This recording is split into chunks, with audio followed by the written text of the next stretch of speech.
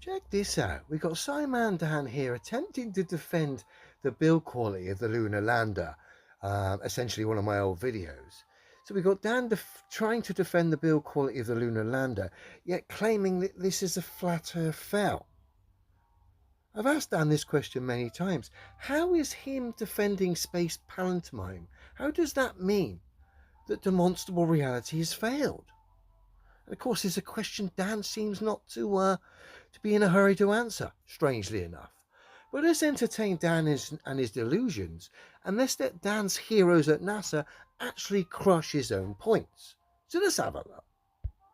Right, moving on, it's our Flat Earth Fail compilation favourite Mr. Level Earth Observer. He is looking at the lunar lander. Away we go. Just this shot here. Looks like a kid's art project. Terrible. It doesn't matter what it looks like, honestly. That's not evidence, that's conjecture at best. Well, Dan, I'm going to have to stop you there, my dear man. It kind of does, particularly given when we take into account what this NASA legend says about the lunar lander and its build quality. Bear with me.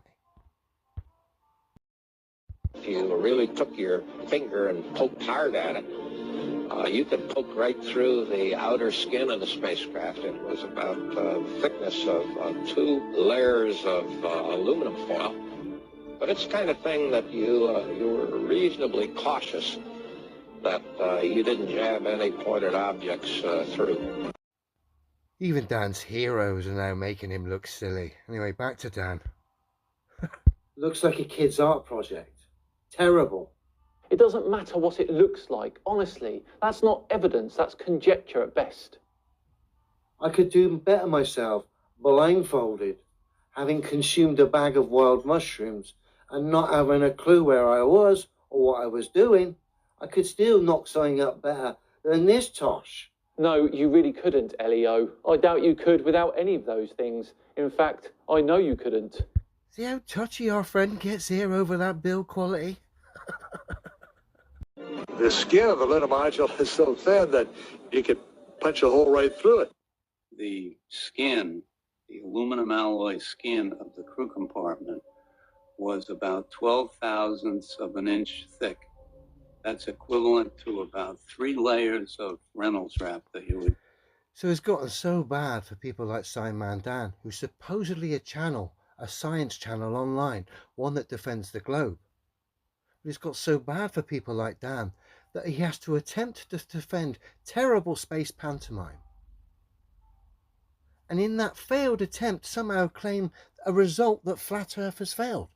Which is crazy in itself, because the flat Earth is simply demonstrable science that can be tested and verified by all, the results of which prove the globe scientifically impossible. So him trying to defend ridiculous build quality in space props and then claiming a result shows you the mindset of these people online. What makes it even worse for Danny Boy is his own legends, his own heroes have just crushed his own silly arguments and delusions anyway. I wonder what Buzz has got to say about all this. What was the scariest moment of the journey? Scariest? It didn't happen. It could have been scary. Circuit breaker. Even moon landing legend Buzz Aldrin don't want anything to do with the silly charade known as the moon landing. And I can't say I blame him. When you look back at the old footage, it's a charade. You've only got to look at my previous video to see how bad it was. And of course, Buzz in later life is wanting to rid himself of all that dark pantomime that he participated in.